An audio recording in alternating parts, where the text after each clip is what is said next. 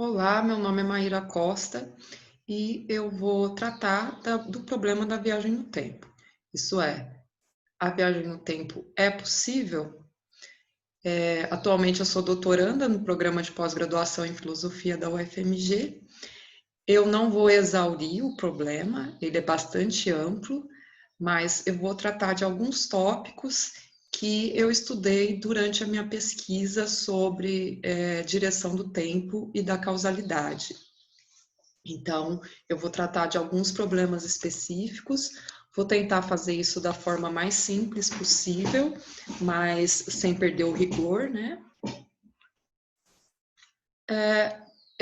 Aconteceu que eu preparando os slides, eu percebi que ficou com muito conteúdo, então não sei se eu vou conseguir abordar todos nesse tempo que a gente tem de palestra, mas eu vou deixar disponível no meu perfil no academiaedu.edu, que vocês podem ver o endereço aqui embaixo. Eu vou deixar disponível alguns manuscritos, como também o PDF desses slides.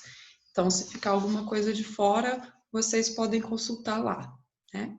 Porque assim eu não vou precisar fazer isso correndo ou com pressa. Eu prefiro que vocês vejam o resto depois do que apresentar com pressa para dar tempo de apresentar tudo, tá? Então, na parte 1, eu vou falar sobre tipos de possibilidade. Na parte 2, sobre David Lewis e o paradoxo do avô, a resposta dele, né, o paradoxo do avô. Vou considerar o artigo Os Paradoxos da Viagem no Tempo, que ele escreveu em 1976. E também vou considerar esse artigo para falar dos tipos de possibilidade, né? E na parte 3, eu vou falar sobre a relatividade da simultaneidade e o argumento de Gödel contra a realidade do tempo, onde ele propõe um universo, um modelo cosmológico em que seria possível viajar no tempo. Na parte 4, pelo menos em algum sentido, seria possível, que aí a gente vai ver de acordo com os tipos de possibilidade. Na parte 4, se der tempo, eu vou falar sobre causalidade retrocedente e mecânica quântica, mais precisamente sobre a interpretação transacional da mecânica quântica de John Cramer. Então, começando com tipos de possibilidade, essa distinção entre tipos de possibilidade ela vai ser importante para vários problemas de filosofia e para o problema da viagem no tempo também. A gente usa esse símbolo que a gente chama de diamante. E então as distinções vão ser importantes para a gente são as seguintes: a possibilidade lógica, a possibilidade metafísica, a possibilidade física ou natural e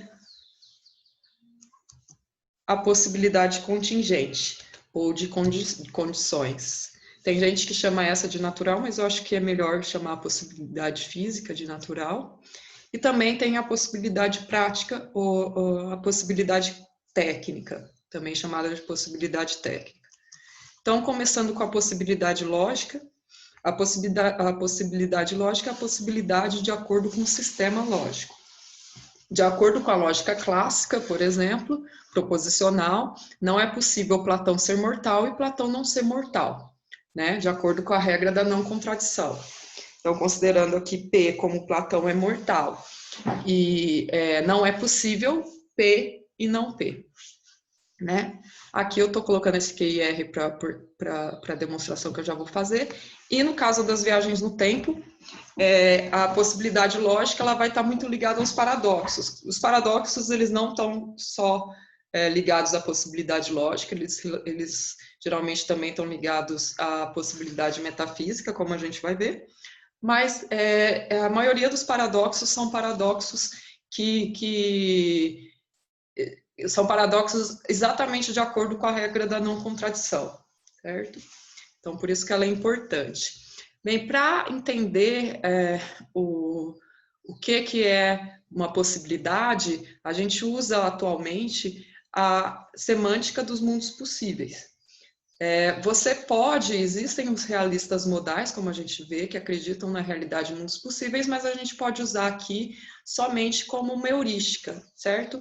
Então, imaginando que esse universo aqui, a gente chama de mundo, mas e não pensa em planetas, e sim num universo todo, a gente chama de mundo atual. Então, de acordo, vou chamar aqui de M1 também, de acordo com a lógica clássica proposicional,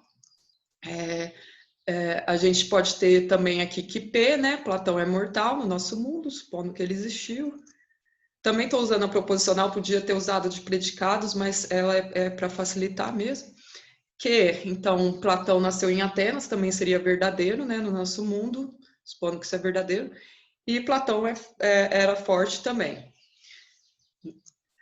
A partir do nosso mundo, e de acordo com a lógica proposicional clássica, a gente pode conceber, por exemplo, um mundo em que Platão nasceu em Atenas, né? Platão existe, nasceu em Atenas, só que ele não é mortal. Você pode falar assim, não, mas isso não é concebível. Logicamente é. Pode até ser que metafisicamente não, dependendo da metafísica que você defenda, ou essencialmente não. Mas nesse caso aqui, de acordo com a lógica não diz nada sobre a mortalidade ou imortalidade de Platão. Então, isso aqui também não está gerando nenhuma contradição, não está indo contra nenhuma outra regra da lógica proposicional. Então, a gente concebe esse mundo possível que eu vou chamar de mundo 2. Agora, a gente pode imaginar um mundo, chamar de mundo 3, em que não P e P. Esse mundo já não é concebível, já não é um mundo possível de acordo com a lógica clássica. Por quê? Porque nesse mundo Platão é mortal e não é mortal. Isso é uma contradição, a lógica proposicional clássica não permite isso. Então, isso não é possível de acordo com a lógica clássica, certo? Então, voltando aos paradoxos da viagem do tempo, vou falar rapidinho sobre esses 3 que eu apresentei, mas há diversos paradoxos. Não vai ter como eu falar de todos, né? Mas vamos lá. O paradoxo do avô, deixa eu ver só que horas são. O paradoxo do avô, que o David Lewis apresenta, né, como um viajante, ele chama de Tim, ele detesta o avô, só que esse avô, ele deixou uma herança, algo assim, e com isso o Tim conseguiu fabricar essa máquina do tempo. O Tim detesta o avô dele, daí em 1979 ele viaja no tempo até 1921, onde o avô ainda nem teria concebido o pai do Tim, para matar esse avô, certo? Então a gente está respondendo essa pergunta contrafactual. E se alguém viajasse no tempo e matasse seu próprio avô? Se Tim viaja no tempo em 1979, então isso significa que seu avô não foi assassinado em 1921, senão o Tim nem existiria, né? Nem teria nascido. Mas se o Tim mata seu avô em 1921, então ele não viaja no tempo em 1979, né? Logo, o assassinato teria não teria ocorrido e Tim teria não teria viajado no tempo. No caso que a gente concebe o quê? A premissa de que Tim mata seu avô em 1921 e Tim viaja no tempo. Se a gente considerar isso, as duas coisas, isso vai nos levar à contradição, certo? Eu coloquei aqui formalmente, mas eu vou pular, quem quiser só dar um pause e observar, porque senão não vai dar tempo de explicar tudo. Um outro paradoxo também, muito interessante, são os paradoxos da identidade, né? Mas um viajante no tempo, conversando consigo mesmo, são pessoas diferentes ou são a mesma pessoa, né? Então, gera essa questão. A diferença na identidade ao longo do tempo para um viajante é que 2 diferentes estágios completos dele estão localizados no mesmo tempo em locais diferentes. Então, isso gera um estranhamento, né? E por que deveríamos considerar uma pessoa e não 2? Será que a gente considera uma pessoa, 2, eles são a mesma pessoa? Porque, então, aí a contradição entraria a partir do momento que a gente fala assim, o A é igual a ele mesmo, mas ele também é diferente dele mesmo. Claro que esse é um problema que nem é restrito só ao problema da viagem no tempo, mas sim a viagem, a possibilidade, a identidade, ao problema da identidade ao longo do tempo. O você do futuro é igual ao você do passado, mas é claro que você se encontrar ao mesmo tempo em diferentes localizações, isso no mínimo, é estranho. Então, voltando, isso é no mínimo estranho. A resposta do Lewis... Ah, tá. E a gente tem também o paradoxo ontológico, né? O que eu ia falar aqui, só voltando, é que, por mais que pareça também estranho, a gente consegue conceber isso em histórias, né? E eu realmente não sei até onde isso é problemático. Tem filmes, por exemplo, ou séries que você vê, eles se encontram, não tem problema nenhum. Eu já vi alguns outros, eu dou dica também no final dessa apresentação, em que você vai ter assim, a pessoa não pode se encontrar com ela mesma, senão gera um paradoxo, ela não encontra. Mas, em princípio, a gente consegue até imaginar. Então, eu realmente não parei para pensar mais nesse problema para falar. E como ela está envolvida em um problema metafísico bastante profundo, importante, eu acho que você não tem uma resposta assim, não dá para dar uma resposta apressada. O outro paradoxo, que também é um paradoxo muito interessante, é o paradoxo ontológico. Imagina seu eu do futuro viaja para o passado, lhe explica como viajar no tempo. Você constrói uma máquina do tempo baseada nessas instruções, e viaja para o passado, passando essas mesmas instruções para o seu eu do passado, como eu estou representando nessa figurinha. E a gente pode pensar ainda que seu eu do futuro aparece no passado com um objeto, como uma carta de instruções, ou mesmo um quadro pintado. Considerando que essa informação não é acessível de outro modo, de onde que essa informação surgiu? No caso da carta, ela foi criada... Tá errado ali, ou não foi criada. A carta não envelheceria? Parece que envelheceria, né? Se a gente imaginar um quadro é melhor, mas você chegou seu eu do futuro aqui, velhinho, te entregou um quadro, aqui o quadro ele vai passando o tempo, o quadro mesmo vai envelhecendo, ele entra na máquina do tempo, me parece que aqui o quadro teria que rejuvenescer, né? Mas... Então, o problema do paradoxo ontológico, que está ligado à causalidade, é que as partes do loop são explicáveis, a gente não tem problema nenhum, mas o próprio loop não é. E daí a gente tem um problema de uma coisa incausada, né? Isso parece estranho para a gente. A resposta de Lewis é estranho, mas não impossível. E nem tão diferente de inexplicabilidades com que já lidamos. Quase todo mundo concorda que Deus, ou o Big Bang, ou o passado infinito do universo inteiro, né, supondo que existe isso, ou o decaimento de um átomo de trítio, são incausados ou inexplicáveis. Então, se essas inexplicabilidades são possíveis, por que não também os loops causais inexplicáveis que se originam da viagem no tempo? E pensando nisso que o David Lewis falou, se a gente for pensar, até um universo cíclico que explicasse o Big Bang parece mais plausível para a gente do que o próprio Big Bang, o universo todo ter surgido do nada. Mas se você pensar no universo todo, o loop seria até mais concebível, mais intuitivo, né? Pelo menos em princípio, tanto que muitas religiões antigas também defendiam isso, né? E pensamentos não ocidentais, etc. O loop causal já causa um estranhamento e parece que ele não ocorre, né? O universo cíclico, por mais que também, né, não é fácil dizer que a gente tem um universo cíclico e parece que não, né? Mas com o loop causal, a gente teria uma demonstração empírica até certo ponto de que ele não está ocorrendo. A gente não vê as coisas surgindo do nada, sem explicação causal, né? Então, se a gente tivesse um... Agora, o universo cíclico, ele até talvez seria mais palatável do que o próprio Big Bang surgindo do nada, né? Então, falando sobre a possibilidade metafísica, agora, já temos pouco tempo, vamos ver até onde conseguir. A possibilidade metafísica é a possibilidade de acordo com o sistema metafísico, tá? Então, também pode mudar dependendo do sistema que você está adotando. Então, considerando P é mortal, como Platão, P como Platão é mortal, Q como Deus é mortal, a gente pode...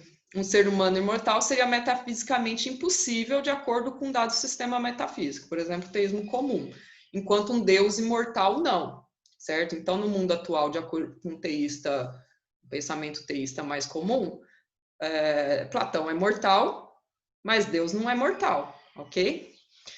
E eles podem conceber um mundo em que, deixa eu voltar aqui, em que Deus existe, mas Platão não existe. Deus vai ser sempre imortal, mas nesse sistema eles não podem conceber um mundo em que Platão é imortal, né? Um ser humano normal é imortal e Deus não. E Deus seria mortal. Então isso nesse sistema metafísico ele é impossível. Então não é possível não P e Q. E não é possível não P e não é possível Q, ok? Quem quiser dar pausa para entender melhor. Voltando. A possibilidade metafísica na questão da viagem no tempo, ela está ligada a todos aqueles paradoxos que eu falei antes, porque envolvem causalidade, porque envolve identidade, né? Mas também está envolvida com outros problemas que eu não citei, como o problema da causalidade retrocedente, que está um pouco ligado com o ontológico, né? O livre-arbítrio, superdeterminismo, pré-determinação, certo? Então, a possibilidade metafísica ela é muito importante no problema da viagem no tempo. Então, chegamos agora a outra possibilidade, que é a possibilidade física ou natural, que é a possibilidade de acordo com as leis científicas, ou leis naturais. Por isso que algumas pessoas não chamam só de física, mas de lei natural. Você pode considerar outras ciências, né? Então, de acordo com o segundo postulado da relatividade, nada pode viajar mais rápido que a luz no vácuo. Então, vamos considerar P, algo viaja mais rápido que a luz no vácuo. Então, aqui, deixa eu ver, isso P no mundo 3 vai ser o quê? Inconcebível. Certo? A gente pode imaginar. E que? Aí vamos imaginar que você mora em Ouro Preto. Então, no mundo atual, você mora em Ouro Preto e nada viaja mais rápido que a luz, certo? Aqui. Você pode conceber um mundo que você não mora em Ouro Preto, de acordo com a teoria da relatividade. Mas não pode conceber algo que viaje mais rápido que a luz. No vácuo. Certo? Então, isso não é concebível. Apesar de você ser fisicamente possível que você morasse, tivesse nascido em outra cidade. As leis da física não dizem nada sobre isso, né? A não ser que você esteja considerando para falar disso também. Então, na questão da viagem do tempo, o que vai estar relacionado? As leis da natureza permitem a viagem no tempo? Então, a gente vai considerar o quê? Teoria da relatividade, especial ou restrita e geral, mecânica quântica, princípios de aumento de entropia, etc. Eu vou falar de alguns, né? Se der tempo. E existe ainda, não terminamos, a possibilidade de condições ou contingência. Por exemplo, vamos considerar que no mundo atual você mora em Ouro Preto. Seria possível que, vamos dizer metafisicamente, né? E é possível também que você não morasse em Ouro Preto. A gente consegue conceber um mundo possível aqui que você não mora em Ouro Preto. Acontece que no mundo atual você mora em Ouro Preto, né? Então é possível que e é possível que não que. Outra forma, como no mundo atual que também é uma contingência, mas é possível que não que, né? Ou é possível que não que, mas no caso que, né? Então, aqui, no caso da viagem no tempo,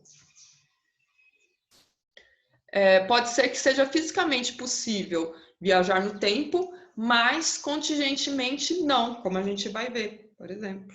Embora possamos conceber o universo arranjado de tal modo que a viagem poderia ocorrer, ainda assim o mundo atual poderia estar arranjado de um outro modo em que isso jamais ocorreria. Então, a gente poderia até imaginar fisicamente ser possível que a gente viaje no tempo, que as leis da física permitiriam isso, mas o modo como a estrutura do universo se dá no nosso mundo, no mundo atual, não permitiria, certo? E aqui esse P seria algo viajar mais rápido que a velocidade da luz. Então, assim, a gente ainda consideraria a possibilidade física, né? Mas não seria possível viajar mais rápido, mas existem outras coisas que seriam possíveis. E, no caso do mundo atual, alguma dessas coisas sejam possíveis, podem ocorrer, e por mais que seja possível alguma coisa, pode ser que ela nunca ocorra no mundo atual, né? E a outra, finalizando, a gente tem a possibilidade prática ou a possibilidade técnica, que inclui o quê? Tá, pode até ser possível que algo viaje no tempo, por exemplo, uma estrela, ou sei lá, um feixe de luz, no caso, mas talvez o ser humano não possa viajar no tempo, certo? Então a gente tem que ver isso. Será que é possível um ser humano? Então existe essa possibilidade prática, se a gente está considerando a possibilidade de viagem no tempo humana. E também tem a possibilidade prática no caso da construção de máquinas do tempo. A gente vai ver que, por exemplo, no universo de Gödel, por mais que pudesse até que o mundo possível fosse um mundo em que a viagem no tempo ocorra, a gente não teria como construir uma máquina. Então, pode ser ainda que talvez o mundo possível, o mundo atual seja um mundo que esteja estruturado de forma que a viagem no tempo ocorra, mas a gente não teria a possibilidade de construir uma máquina, ou sei lá, alguma outra hipótese que você precisaria estar muito perto de um buraco negro, supondo, né? Para isso ocorrer, e seria impossível a gente chegar muito perto de um buraco negro, né? Então, esse seria a possibilidade prática ou técnica. Então, voltando agora para a parte 2, vou pausar um pouco, se eu conseguir.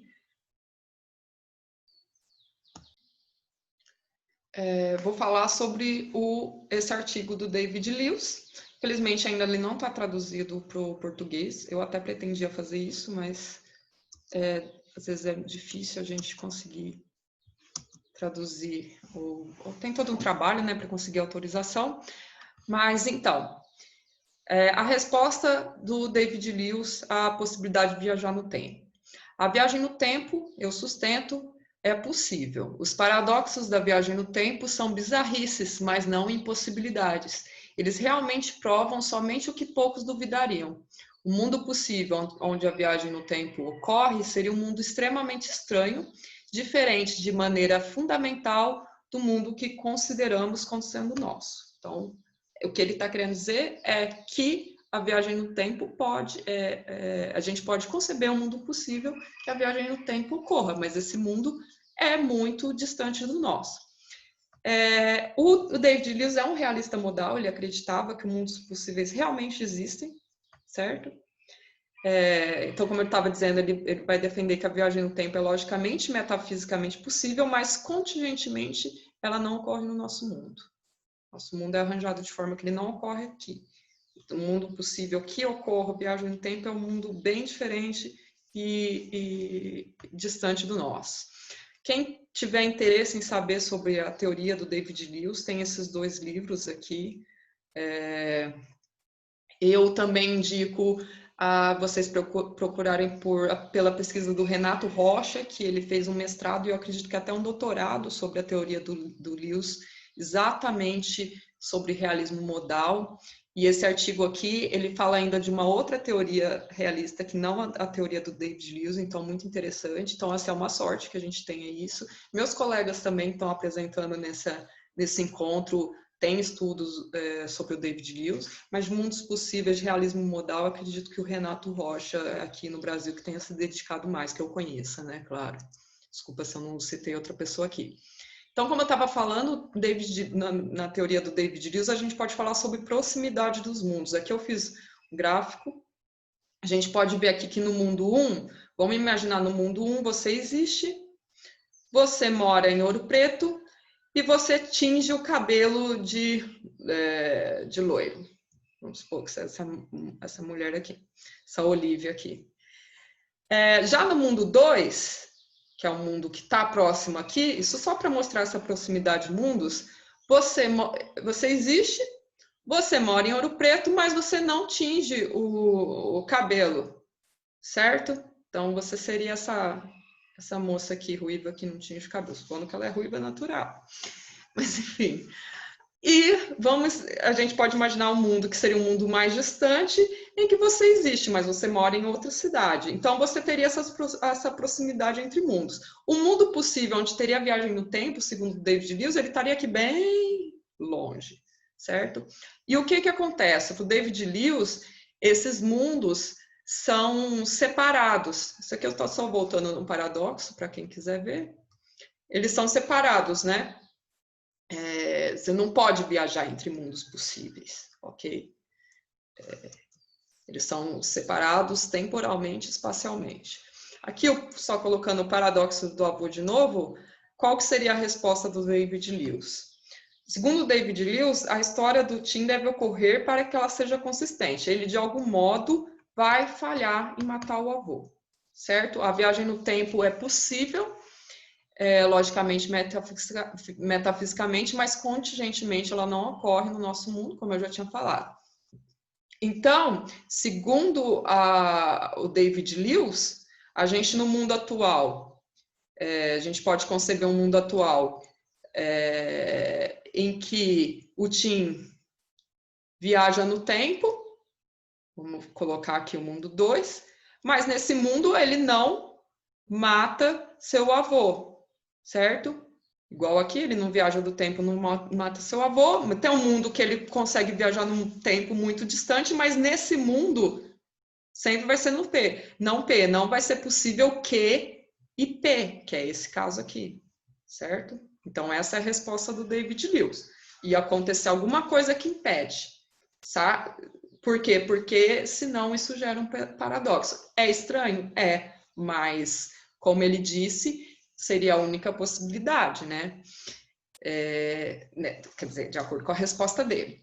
E se Tim tivesse matado seu avô? Vamos supor que o Tim viajou, chegou lá, ele mata o avô, né? Nesse caso, segundo David Lewis, né? Alguma parte da história que eu contei não teria sido verdadeira. Talvez Tim teria sido neto viajante no tempo de outra pessoa. Então ele vai lá, mata o avô, mas na verdade o que ele achava que era avô dele não era avô nada.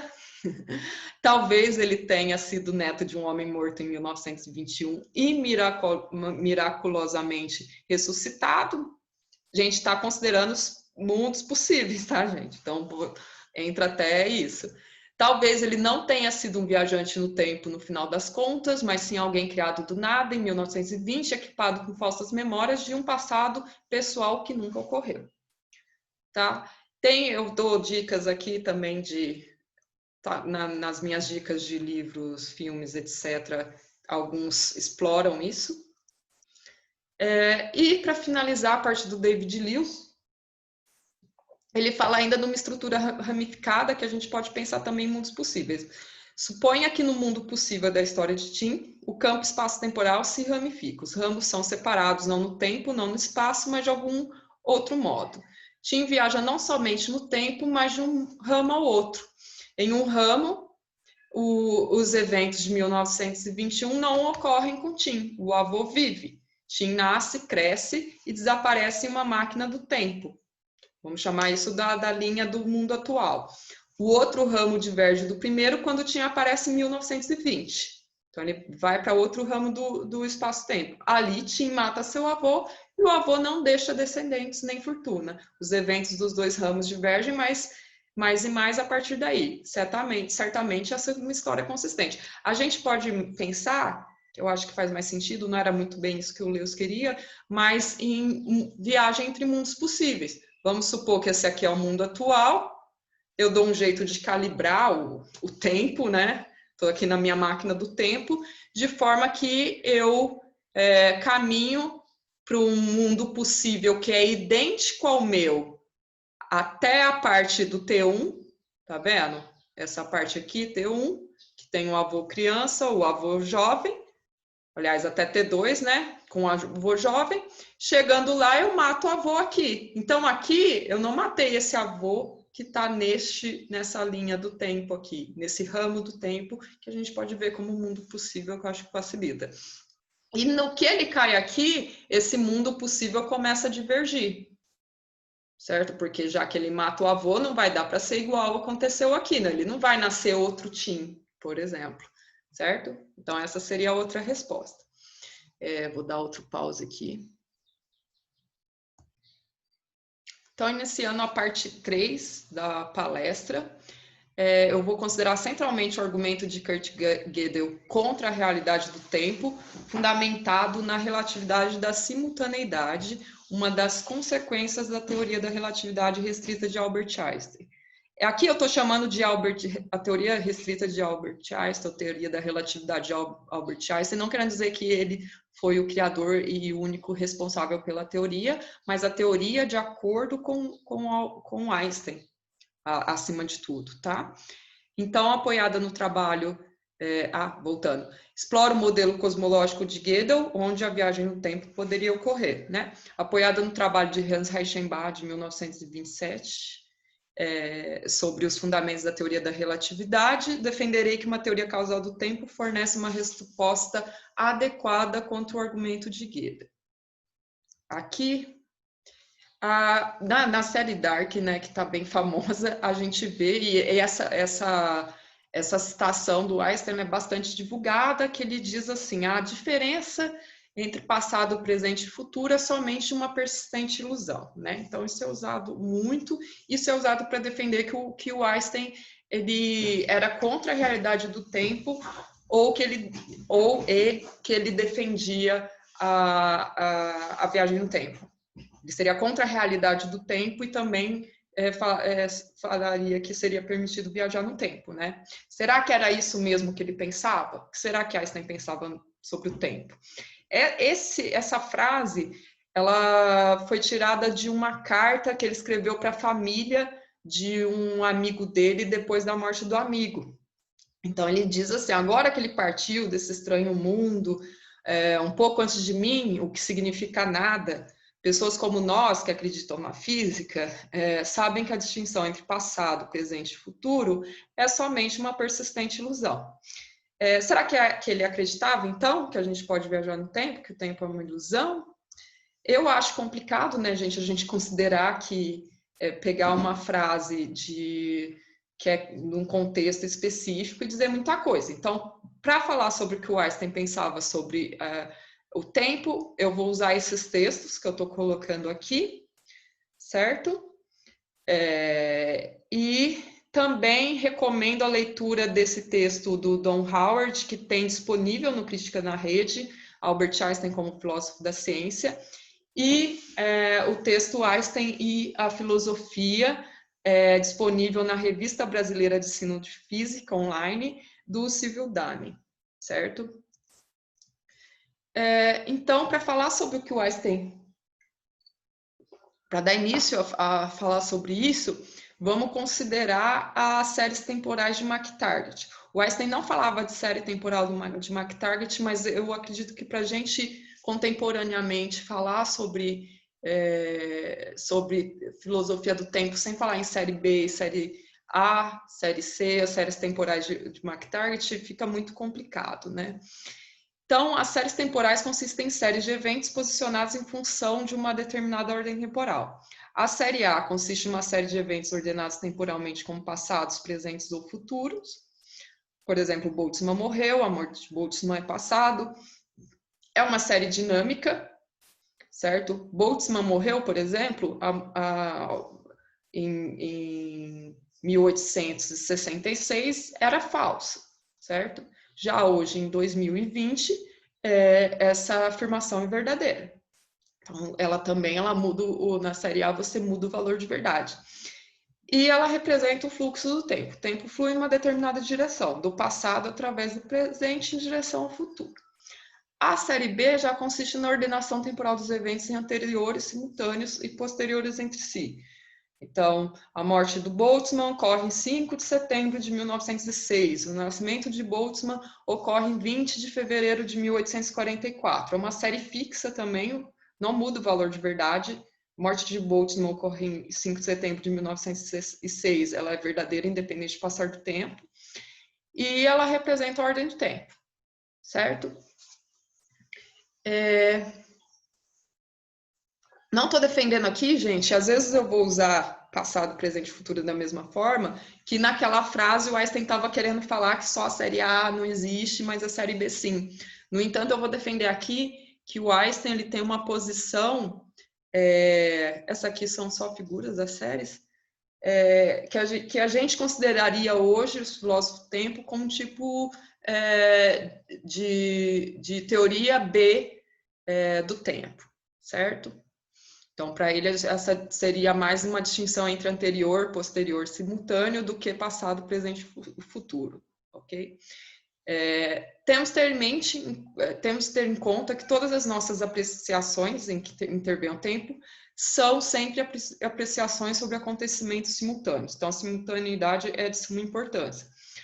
Então, considerando a distinção entre séries temporais de McTaggart, podemos interpretar, essa é a minha interpretação, tá, gente? A afirmação de Einstein como o significado de que todas as proposições temporais expressas por nós, e aqui eu incluiria tanto os da série A quanto da série B, trazem consigo a pressuposição da simultaneidade entre determinados eventos. Se eu disser, por exemplo, que o trem passa aqui às 11 horas, uma proposição da série B, isso significa dizer que a chegada do trem nas proximidades do local em que me encontro é um evento simultâneo à indicação de 11 horas dada pelo relógio. Outra proposição da série B. De acordo com essa interpretação da afirmação de Einstein, as proposições da série A seriam redutíveis a proposições da série B. Desse modo, se eu digo, por exemplo, que o trem já passou uma proposição da série A, a proposição expressa por essa frase é redutível à proposição expressa pela frase o evento da chegada do trem é simultânea a uma indicação do meu relógio anterior à indicação do meu relógio simultânea a essa declaração. Uma proposição da série B. Outra coisa importante que a gente tem que distinguir é a simultaneidade local e a simultaneidade distante. Consideramos a simultaneidade de eventos que ocorrem na vizinhança imediata da localização do relógio, usado para medir o tempo, e até aqui poderia parecer não problemático nossas considerações sobre acontecimentos simultâneos, como, por exemplo, a chegada do trem em uma determinada indicação do nosso relógio, e mais exatamente quando há interações locais entre processos. No entanto, o problema da relatividade da simultaneidade vem à tona quando buscamos estabelecer a simultaneidade entre eventos que ocorrem em processos distantes entre si, não na vizinhança próxima, igual ele estava falando da indicação do relógio. Então, vejamos como poderia se dar a determinação da simultaneidade ou não de eventos distantes entre si, de acordo com a explicação de Einstein. Deixa eu dar a pausa de novo.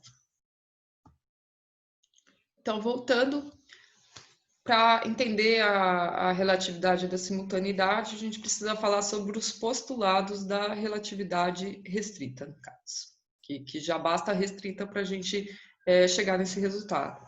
Os postulados da teoria da relatividade restrita, também conhecida como teoria da relatividade especial, são 1. O princípio restrito da relatividade e 2. O postulado da constância da velocidade da luz no vácuo.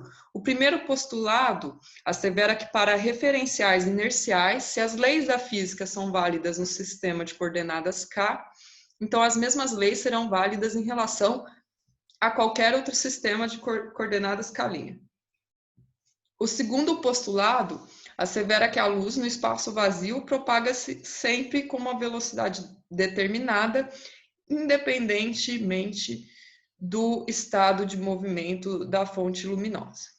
O princípio da relatividade também consiste numa hipótese da mecânica clássica, sendo o segundo postulado, o da constância da luz no vácuo, o maior responsável pelo afastamento entre a mecânica de Galileu Newton e a teoria da relatividade.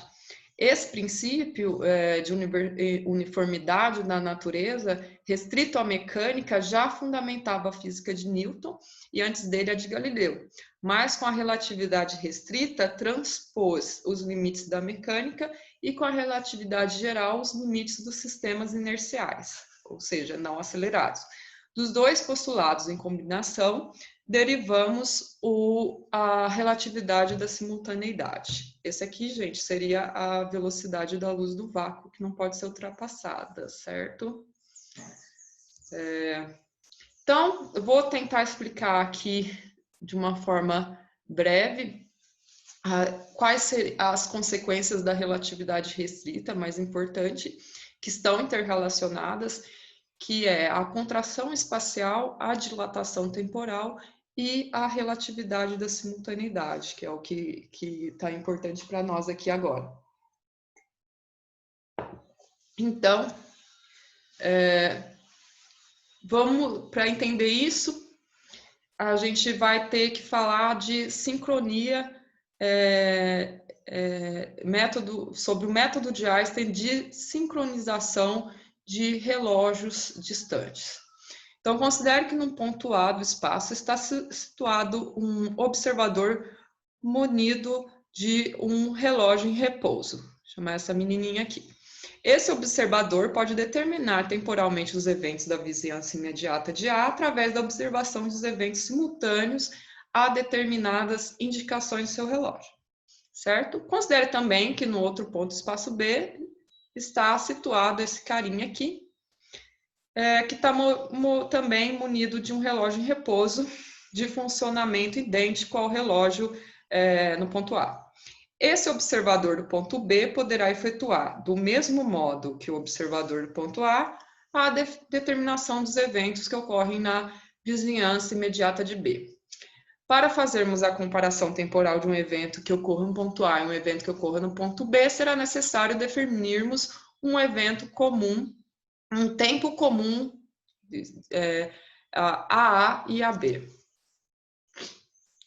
Para definir esse tempo comum e determinar se dois eventos são ou não simultâneos, bastaria, de acordo com Einstein, conferirmos se os dois relógios no mesmo referencial são sincrônicos, a partir da constância da velocidade da luz, o segundo postulado. Partindo da hipótese que o tempo em que a luz leva para viajar do ponto A até o ponto B é o mesmo tempo que ela leva para viajar do ponto B até o ponto A, daqui para cá, podemos sincronizar os dois relógios do seguinte modo. Se um raio de luz partir de A a B no instante TA, aqui, partir de A a B no instante TA do tempo TA, se refletir em B na direção de A no instante TB, quer dizer, ele vem para cá, ela mandou um feixe de luz aqui em direção ao ponto B, aqui esse sinal foi refletido de volta de novo ao ponto A. Num tempo no T'(A) do tempo A. Então, diremos por definição que os dois relógios funcionam sincronicamente se o intervalo TB-TA, esse aqui, ó, esse que ela está enviando, é igual o intervalo T'(A) menos TB, que é esse intervalo aqui, da luz refletindo e voltando para o ponto A. Segundo o postulado da constância da velocidade da luz, a luz move-se em qualquer sistema de coordenadas a uma velocidade determinada V maiúsculo, que é a mesma, quer esse raio tenha sido emitido por um corpo em repouso, quer seja por um corpo em movimento. Geralmente eles usam C minúsculo, mas eu estou usando a mesma notação do Einstein de 1905, tá, gente? Assim, a velocidade é igual à distância percorrida pela luz, dividida pelo intervalo de tempo medido. Ok? Seria o tempo, a velocidade seria igual a esse intervalo dividido pelo intervalo total de tempo, de TA, de T'(A) aqui, né? Menos TA, que seria o intervalo todo.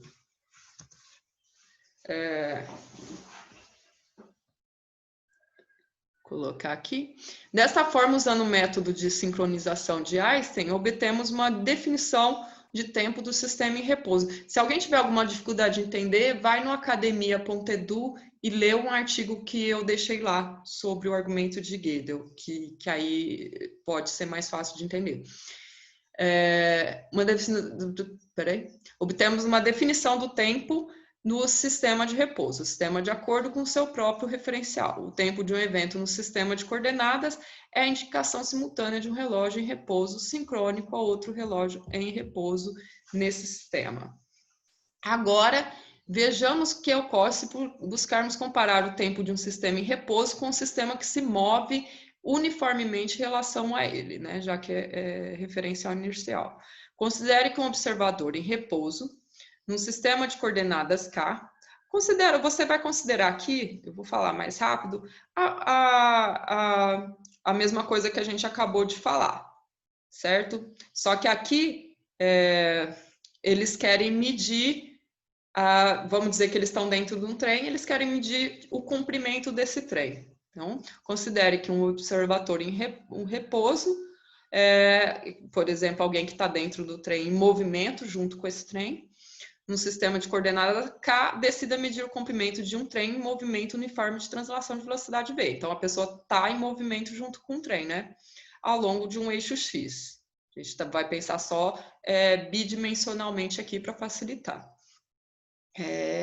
No sistema de coordenadas K, no sentido crescente X. Ele poderá medir o comprimento do trem em movimento através de relógios sincrônicos em repouso no sistema K, porque os relógios também estão em movimento junto com o próprio sistema.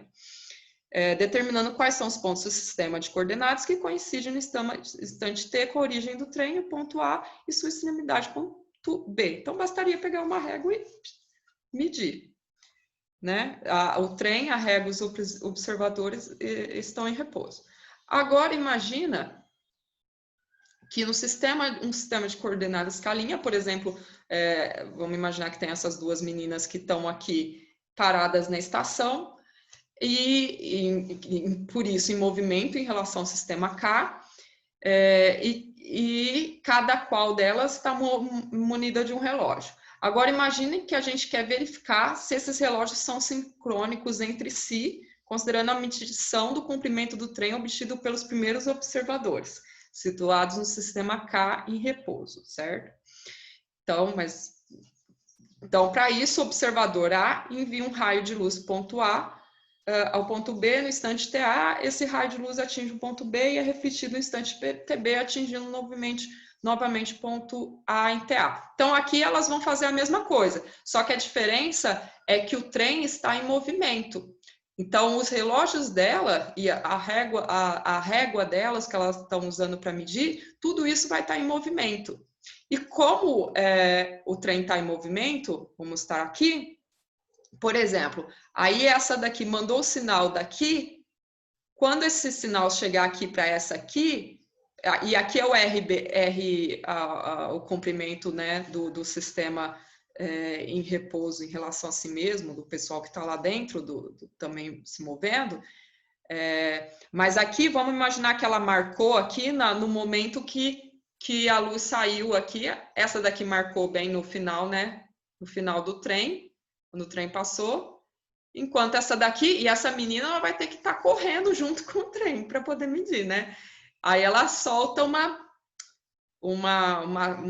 sei lá, uma tinta aqui. Então, ela marcou aqui. Essa luz, então, vai refletir, ela vai ver essa luz refletindo, né, no trem. Ou pode ser a luz que ela mesma manda a luz, assim, que ela vê chegando nesse ponto do trem, né? E ela manda aqui de volta. Só que quando ela chegou aqui de volta para essa observadora, o trem já vai ter ido um pouquinho mais para frente, certo? Então, ela também estaria correndo aqui, ela vai marcar aqui.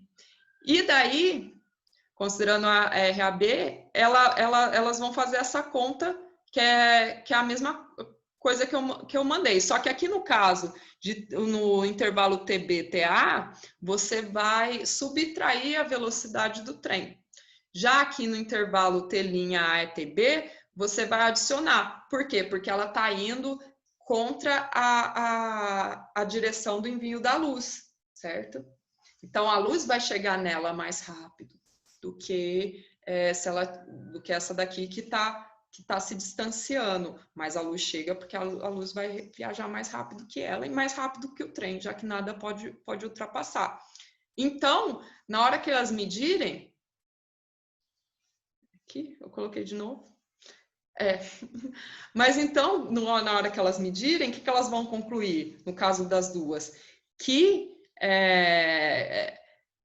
esse intervalo aqui é menor que esse intervalo de tempo aqui, certo?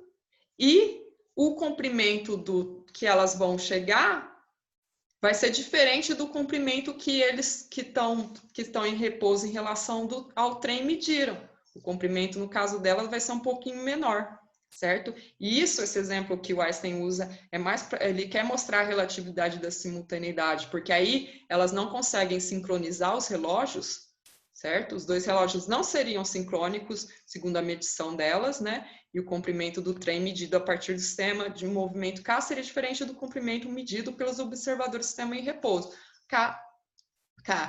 Desculpe, antes era K'. Mas isso daqui mostra exatamente a contração espacial, certo? Essas moças que estão aqui paradas vão ver o trem, ou a luz, no caso, contraindo nessa direção. Eu fiz aqui a conclusão do Einstein, né? Como ele falou, vemos deste modo que não podemos atribuir ao conceito de simultaneidade o significado absoluto e que, pelo contrário, dois acontecimentos são simultâneos quando apreciados num determinado sistema de coordenadas, já não podem ser considerados como tal quando apreciados num sistema que se move em relação ao primeiro. Então, voltando aqui, no caso, eu modifiquei um pouco o exemplo, mas esse exemplo do Einstein mostra bem a contração espacial. Então, vamos imaginar essa menina que está aqui em movimento em relação ao trem, já que ela está parada aqui no nosso referencial e o trem está se movendo, né? Vamos supor que isso aqui é a luz sendo enviada. Como que ela vai ver? Ela vai ver dessa forma, certo? Não sei se ajudou muito. E como que ela veria esse trem ou a própria luz? Ele se contraria a contração especial. Ela se contraria, né, ela veria, claro que aí eu estou imaginando assim, vamos imaginar algo que está indo muito rápido, né, algo que viaja próximo da velocidade da luz, ela veria acontecendo isso, né, porque o que a gente observa no dia a dia, isso é mínimo, a gente não consegue perceber. E ela veria a luz, com certeza a luz ia passar por essa contração. Mas a gente imaginar um objeto que está viajando quase na velocidade da luz ou muito próxima, ela veria dessa forma. Aqui, para explicar a dilatação temporal, vamos colocar esse carinha aqui, ele está em repouso em relação ao trem, ou seja, ele está se movendo junto com o trem. Aí vamos supor que aqui ele manda um feixe de luz para cima, que aí no teto tem um espelho que reflete ele para baixo. Aí esse carinha vai ver isso aqui ocorrendo, ó, certo? Na perspectiva dele, ele vai ver isso.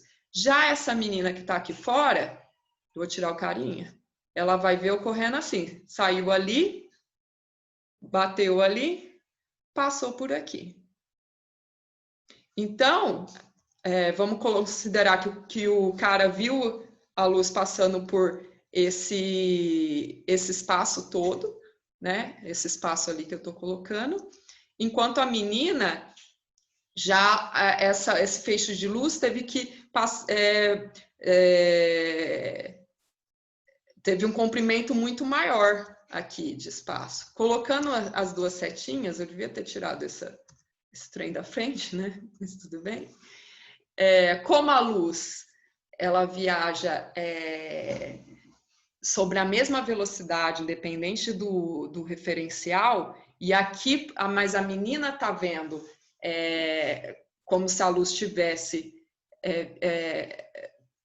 como se não, ela vê a luz viajando por um espaço maior. Vamos dizer que, por exemplo, aqui, não precisa de exemplo. Então, o que acontece? Como a luz precisa demorar tem a mesma velocidade, aliás, o tempo o tempo para quem está dentro para o carinha que está em movimento, ele vai passar mais devagar do que o tempo para ela que está fora, certo? Então, para ele, enquanto passou, vamos dizer, 1 segundo aqui, para ela passou 1 segundo e um pouquinho mais, certo? Porque para ela a luz viajou um espaço maior, ok? E aí você não pode mexer e falar que a velocidade em um foi maior e na outra foi menor, porque a velocidade tem que ser a mesma. Então, basicamente, isso de dilatação temporal. E aqui um outro exemplo que também parece que é mais fácil de você ver a relatividade da simultaneidade do que o colocado pelo Einstein, que você percebe mais a contração espacial. Então, aqui eu coloquei um vídeo, é um vídeo muito bom, que ele explica bem. Então, vamos imaginar aqui que essa é a menina que está dentro do trem, então ela está em repouso em relação ao trem. Tem um cara de fora, né? E aí, esse exemplo o Einstein dá em 1916, tá, gente? E aí, esse trem é atingido por 2 raios, um na frente do trem e outro atrás. O cara que está parado vai sentir esses efeitos simultaneamente, certo? Igual está colocado aqui, que a distância aqui é a mesma, ele vai sentir simultaneamente. Então, ele vai falar assim, esses raios são simultâneos. Já a menina que está no trem, como ela está se direcionando para lá, ela vai sentir o primeiro raio, o raio que foi na parte da frente do trem, primeiro do que o efeito do raio do segundo trem. Então, para ela, o primeiro raio vai ser anterior ao segundo raio no fundo do trem. E daí você vai falar assim, quem que está certo? Cada um de acordo com o seu referencial está certo, certo? Acho que tá bom aqui. Aqui eu fiz uma imagem para mostrar também a mesma coisa. Então, aqui seria a pessoa que está na estação, ela vê os 2 raios aqui simultâneos e vê o sinal chegando, os sinais deles, como é a mesma distância, chega simultaneamente.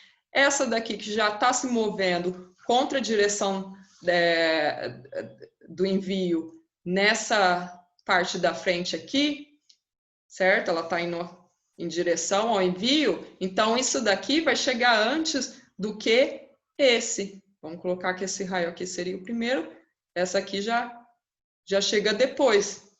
Por quê? Porque ela já está se distanciando desse evento aqui, certo? Então, voltando ao Gödel, deixa eu dar uma pausa, senão não consigo. Então, voltando ao argumento de Gödel, a afirmação de que os eventos A e B são simultâneos, para um grande grupo de pares de eventos, a afirmação de que A ocorre antes de B perde seu sentido objetivo na medida em que um outro observador pode afirmar com o mesmo direito que A e B não ocorrem simultaneamente, ou que B ocorreu antes de A. Cada observador tem sua própria sequência de agóras e nenhum destes sistemas pode reclamar para si a prerrogativa de ser uma representação do fluxo temporal objetivo. Aqui eu coloquei o argumento dele em forma canônica, né? Mas basicamente é isso. Quem quiser pode dar um pause para ver. Não, vou ler.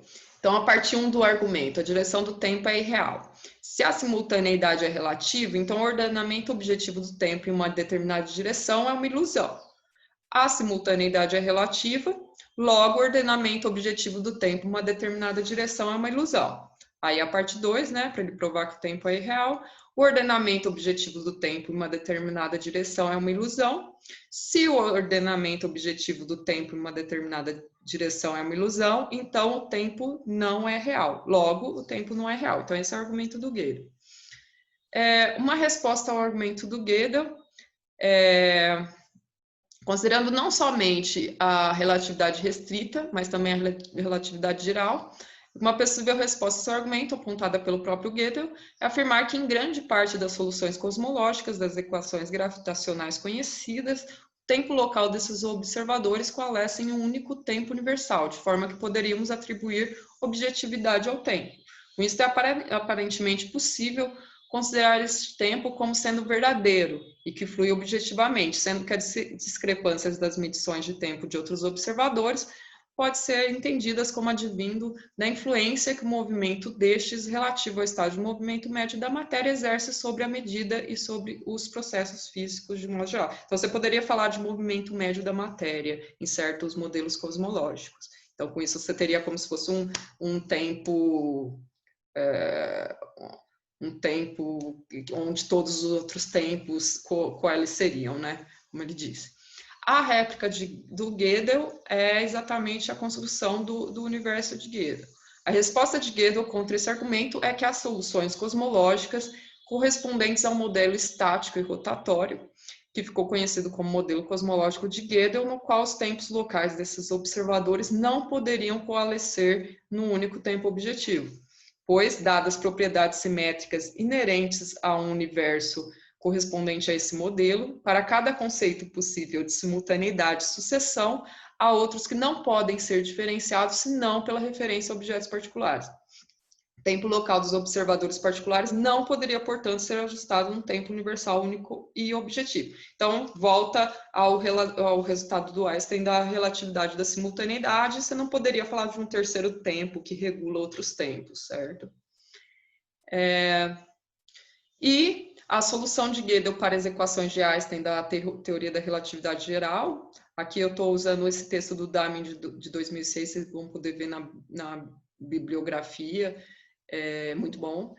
Ele tem uma série de propriedades interessantes, entre as quais se destaca a existência das chamadas linhas de mundo tipo tempo fechadas, o que permitiria, em teoria, as viagens ao passado. Para explicar isso, vamos falar um pouquinho sobre o cone de luz, certo?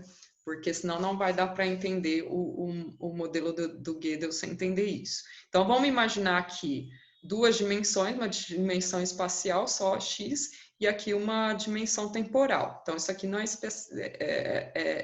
gente está vendo aqui o tempo. Vamos dizer assim, se eu estiver aqui nesse mesmo espaço e eu subir para cá, eu estou no mesmo lugar, mas passou o tempo, né? Vamos dizer, e outras coisas foram acontecendo em volta, no caso, para ter passado o tempo.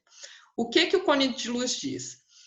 Se tem um evento aqui simultâneo ao evento de agora, vamos dizer, um evento ocorrendo, um bom exemplo aqui seria o Sol, um evento no Sol. Nenhuma informação ou nada, ou qualquer coisa que ocorreria aqui, não poderia ser enviada instantaneamente para cá. Então, por exemplo, alguma coisa que ocorra no Sol, né? Vamos melhorar o exemplo aqui que está de acordo com o que eu desenhei. Então, vamos dizer que eu quero chegar perto do Sol, né? Pego uma espaçonave e vou para perto do Sol. Eu não conseguiria fazer isso instantaneamente. Se, considerando que a luz é o que viaja mais rápido, mesmo se eu mandasse um feixe de luz para alguém que está lá perto do Sol, vamos supor isso, ou no lugar do Sol tem alguma coisa, esse sinal, como está mostrando essa bolinha aqui, para eu chegar nesse mesmo ponto aqui do espaço, teria que passar um intervalo de tempo. Então, isso aqui seria a luz, que viaja mais rápido. Se eu considerar um foguete muito rápido, esse que seria o ponto amarelo, né, no mesmo instante, que seria mais ou menos 8 minutos, pelo que eles calculam, que uma luz daqui da Terra chegaria ao Sol, eu não teria nem passado nesse mesmo tempo 8 minutos, né? Eu estaria bem longe do Sol comparado à luz que eu posso enviar lá. E aqui eu considerando o passado do Sol, né? Um evento do passado do Sol, se algo que eu estou vendo agora, né? Do Sol, como eu ia dizer, ele seria um evento que ocorreu no passado há 8 minutos atrás, certo? Aqui já é o mesmo cone, mas com uma dimensão espacial a mais, que vai permitir que a gente visualize o modelo de Gödel, certo? Então, aqui a representação tridimensional do universo de Gödel, sem a variável z, né? As linhas verticais, então tem duas dimensões espaciais e uma temporal, são as linhas do mundo de grandes corpos galácticos. Uma propriedade fundamental do espaço de Gödel, desculpa, tá, gente, que tá sem espaço, é que os cones de luz vão tombando no sentido anti-horário, como vocês podem observar aqui, certo? E se tornando mais abertos à medida que nos afastamos do eixo R, que seria esse aqui. Há um raio crítico, que é esse aqui, ó, tá vendo? Para qual o cone de luz tangencia o plano. Abaixo deste raio crítico, todas as curvas fechadas, esses círculos da figura, são curvas tipo espaço. Então, essas curvas aqui. Isso significa, por exemplo, que como se você estivesse numa máquina de lavar gigante. Então, se você chegar nesse ponto de espaço aqui, que tem uma curva de espaço fechado, você ia voltar para o mesmo, certo? Por quê? Porque é um universo rotatório. Só que se você ultrapassa aqui, se você chegar nesse espaço aqui, o próprio tempo curva. Porque, ó, são curvas do tipo espaço. Para o R maior que o raio crítico, quando o raio aqui é maior, certo? Como podemos ver pela figura, as curvas fechadas são todas tipo tempo, pois são internas aos cones de luz. Você vê que essa curva aqui está passando dentro do cone de luz, então o próprio tempo curva no modelo de Gödel.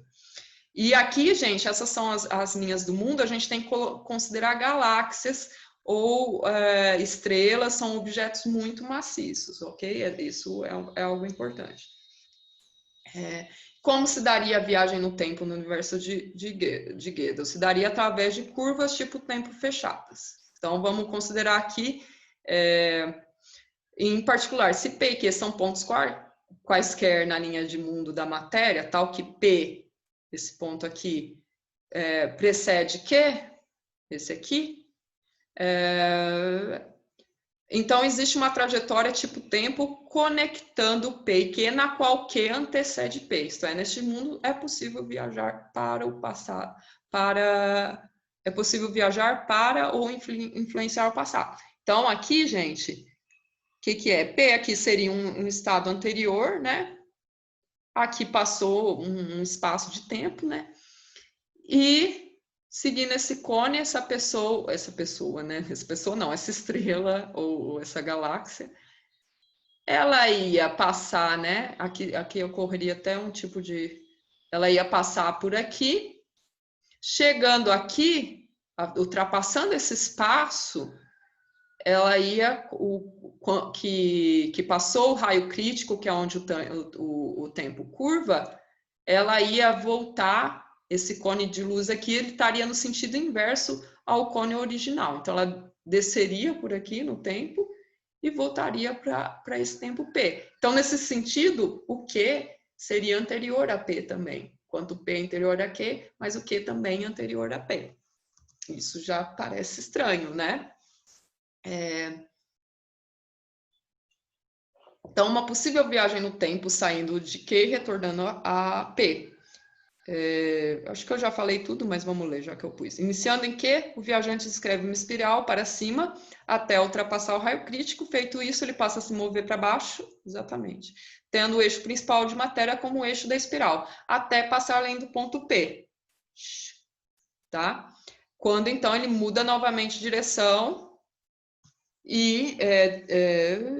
descrevendo uma espiral para cima e para dentro até atingir P. Note que a viagem se dá sempre na direção de tempo crescente da linha do mundo do viajante, né? Para o viajante ou para a estrela,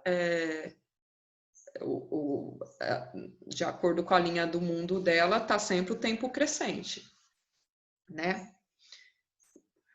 Dá outro pause. Então, primeira objeção. O universo de Gödel não se expande e gira com uma velocidade angular constante, né? Nosso universo, no entanto, não é estático como o universo de Gödel, mas antes se encontra em expansão, como foi demonstrado por Hubble em meados dos anos de 1920, através da observação de propriedades de sinais enviados de galáxias distantes, que ficou conhecida como efeito do desvio espectral para o vermelho. Como está sem tempo, eu não vou conseguir explicar tudo isso, certo? Mas o que o Hubble concluiu é que as galáxias, com o passar do tempo, estão se afastando cada vez mais uma das outras, certo? Embora algumas possam estar se aproximando, se a gente considerar de uma forma geral, a maioria está se afastando. Uma que está se aproximando da nossa galáxia, por exemplo, em rota de colisão, é Andrômeda, né?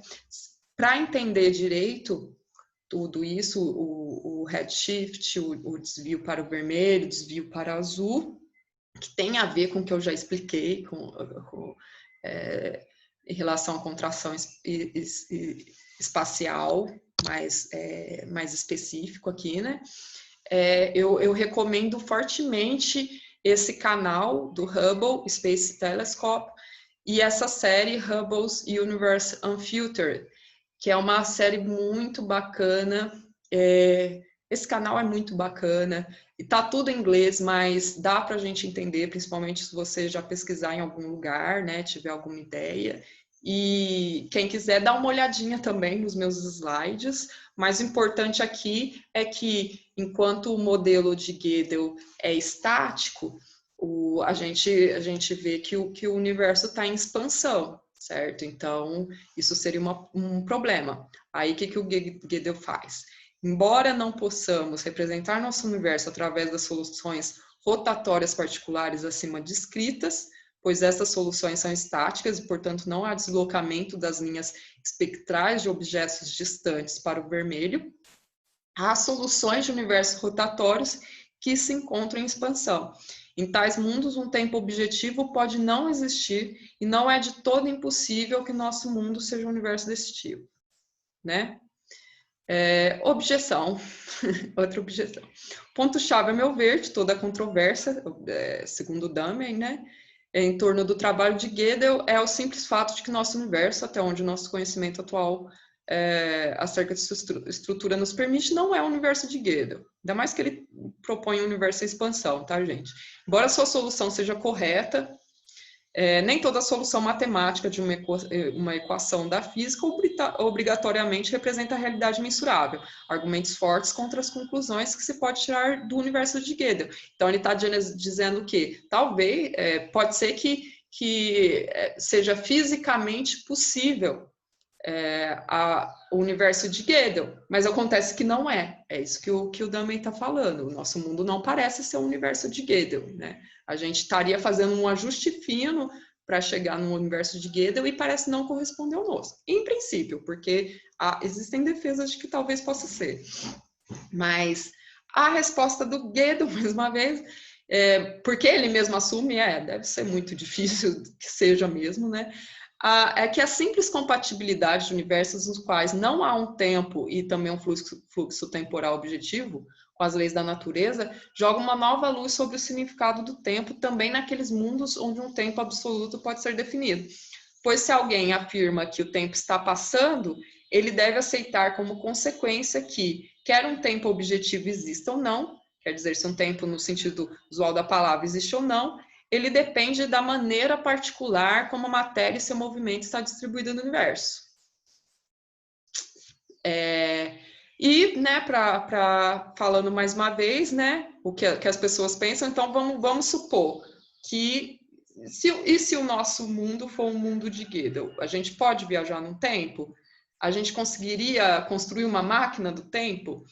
E o Gödel, em seu texto para o volume comemorativo dos 70 anos de Einstein, que é esse mesmo texto, discutiu essa possibilidade e apresentou um cálculo onde ele estimou o gasto de combustível que uma espaçonave necessitaria para realizar tal viagem, levando em consideração que dispuséssemos de uma turbina que transformasse toda a massa do combustível em energia, via E igual a mc ao quadrado, sua conclusão é de que seria inviável.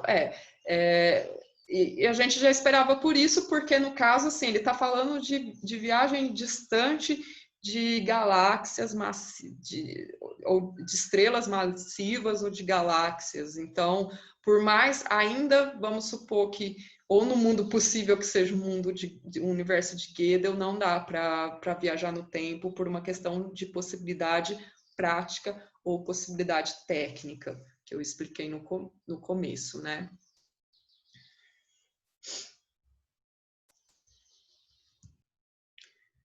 Bem, agora eu vou falar sobre a recepção do Einstein, tentar ser um pouquinho rápida agora, porque eu acho que já passou um tempo.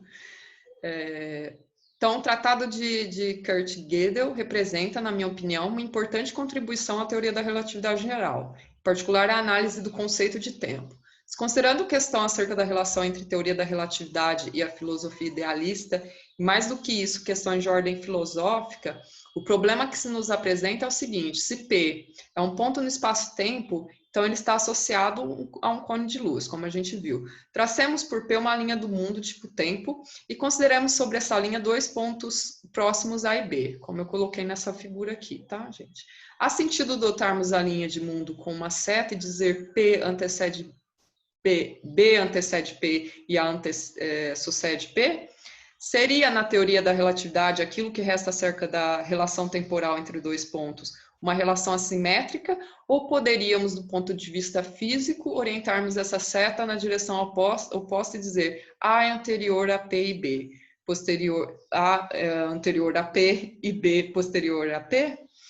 Esta alternativa deve ser descartada caso possamos dizer: se for possível enviar telegrafar um sinal de P para A, ou das imediações de P, mas não de P para B, certo? Então, o caráter unidirecional assimétrico do tempo está garantido, ou seja, não há uma livre escolha no que tange a orientação de nossa seta.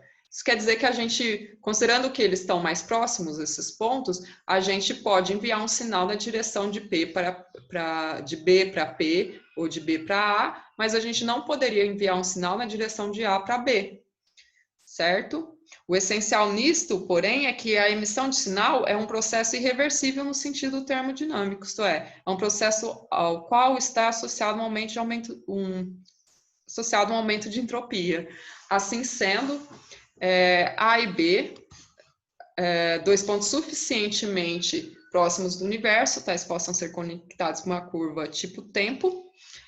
Então, a afirmação B anterior a A tem um sentido objetivo. Então, Einstein está falando assim: se a gente considerar eventos próximos nessa linha do mundo temporal, a gente não pode concluir como concluiu Gödel. Mas a gente vai ver mais para frente, se der tempo, que se a gente considerar uma escala universal, uma distância maior, segundo Einstein, aí talvez seria possível. Tá? Mas então vou tentar explicar rapidamente esses pontos do Einstein, né? O Einstein, esse texto aqui foi um bilhete que acharam, venderam caríssimo, né?